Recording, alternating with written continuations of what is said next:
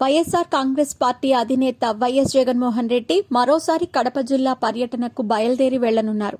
జిల్లాలోని సొంత నియోజకవర్గం పులివెందులలో 3 రోజుల పాటు పర్యటిస్తారు. పార్టీ నాయకులను కలుస్తారు.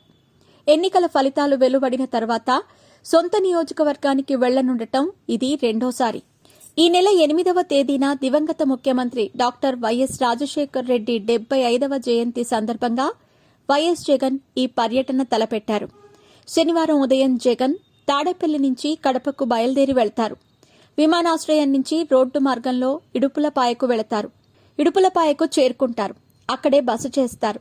8వ తేదీన ఉదయం వైఎస్ఆర్ సమాధి వద్ద నివాళి అర్పిస్తారు. ఈ పర్యటన సందర్భంగా ఆయన కొన్ని కీలక నిర్ణయాలను తీసుకునే అవకాశం ఉందని తెలుస్తోంది. తన శాసనసభ సభ్యత్వానికి రాజీనామా చేయాలనే యోచనలో ఉన్నట్టు సమాచారం.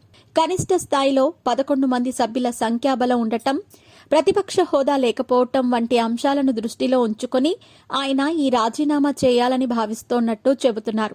మొన్నటి ఎన్నికల్లో వైఎస్ జగన్ పులివెందుల నుంచి విజయం సాధించిన విషయం తెలిసిందే. ఆయనతో పాటు ఉమ్మడి కడప జిల్లా నుంచి డాక్టర్ సుధా బద్వేలు, ఆకిపాటి అమర్నాథ్ రెడ్డి రాజంపేట మాత్రమే గెలిచారు. జిల్లా రాష్ట్ర స్థాయిలో పార్టీ ఆశించిన స్థాయిలో బలంగా లేదనే విషయాన్ని ఈ ఎన్నికలు రుజువు చేసినట్టయింది. తమ పార్టీకి ప్రతిపక్ష హోదా ఇవ్వాలంటూ గతంలో వైఎస్ జగన్ లేఖ రాసినా అధికార తెలుగుదేశం, జనసేన, బీజేపీ కూటమి నుంచి సానుకూల స్పందన రాలేదు. చచ్చేంత వరకు జగన్ను కొట్టాలి అంటూ వ్యాఖ్యానించిన చింతకాయల అయ్యన్న పాత్రుడిని స్పీకర్గా ఎన్నుకోవటాన్ని సైతం ఆయన తప్పుపట్టిన విషయం తెలిసిందే. ఇన్ని ప్రతికూల పరిస్థితుల మధ్య అసెంబ్లీకి వెళ్లటానికి జగన్ ఇష్టపడట్లేదని చెబుతున్నారు. అదే సమయంలో వైఎస్ జగన్ లోక్సభకు పోటీ చేస్తారని అంటున్నారు.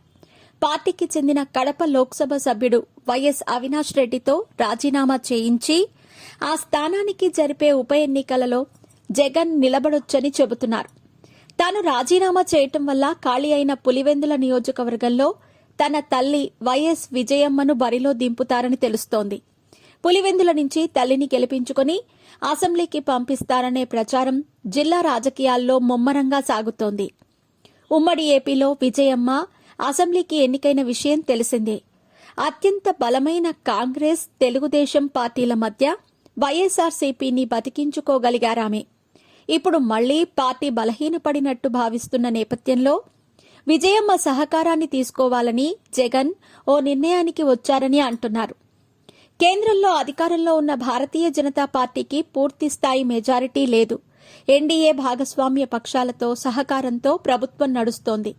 బోటాబొటి మెజారిటీతో ప్రభుత్వం ఏర్పాటైంది.